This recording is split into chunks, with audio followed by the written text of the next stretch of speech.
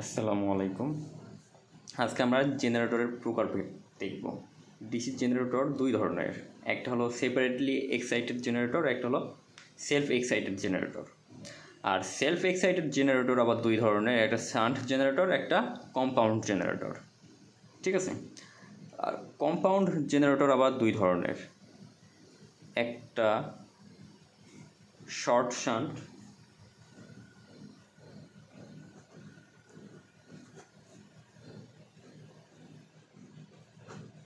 Generator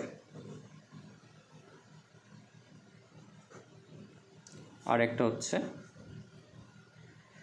long shunt.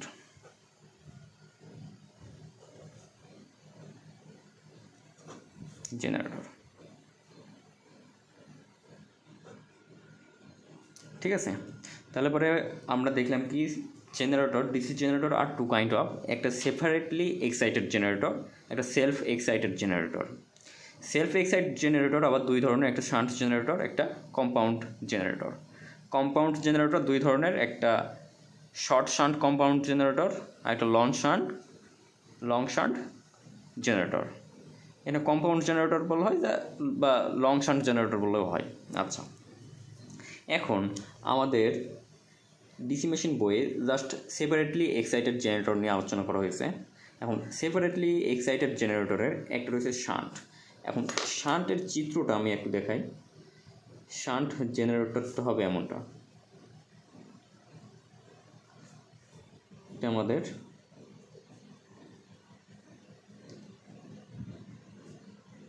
Generator. ঠিক আছে। আর সাথে যেই জিনিসটা সাইডে থাকবে সেটা হলো শান্ট রেজিস্ট্যান্স, এটা হলো আর এসএইচ, এই জন্য একে বলা হয় শান্ট। ঠিক আছে। আর এটা আমাদের ডিসি জেনারেটর, আর এই পাশে আমাদের আউটপুট পাবো। ঠিক আছে, এটা আমাদের শান্ট জেনারেটর। এখন কম্পাউন্ড জেনারেটর, এখন শর্ট শান্ট কম্পাউন্ড হয়, লং শান্ট কম্পাউন্ডও হয়। এখন শর্ট শান্ট কম্পাউন্ডের চিত্রটা হচ্ছে এমনটা। শর্ট শান্ট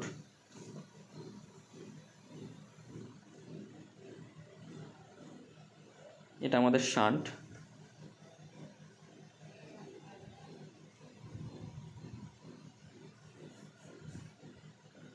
ঠিক আছে।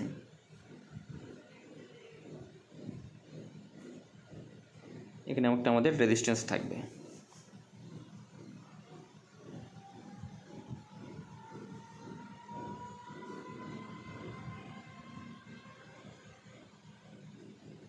সিরিজ ফিল্ড রেজিস্ট্যান্স থাকবে, আর এটা আমাদের শান্ট রেজিস্ট্যান্স। ঠিক আছে, এটা আমাদের ইজি। ঠিক আছে, ইজি বলতে আমরা ইএমএফটাকে বুঝি, বা ইএমএফ জেনারেটর। ঠিক আছে। আর লং শান্ট জেনারেটরটা হচ্ছে এমনটা।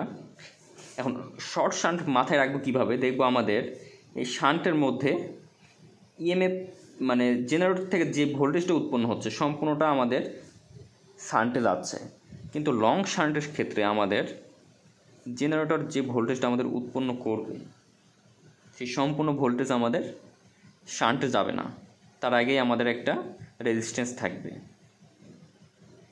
ঠিক আছে, এটা আমাদের জেনারেটর, এখানে একটা সিরিজে রেজিস্ট্যান্স থাকবে।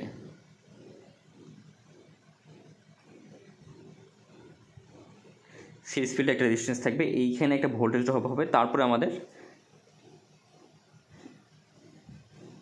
শান্ট একটা রেজিস্ট্যান্সে যাবে আমাদের।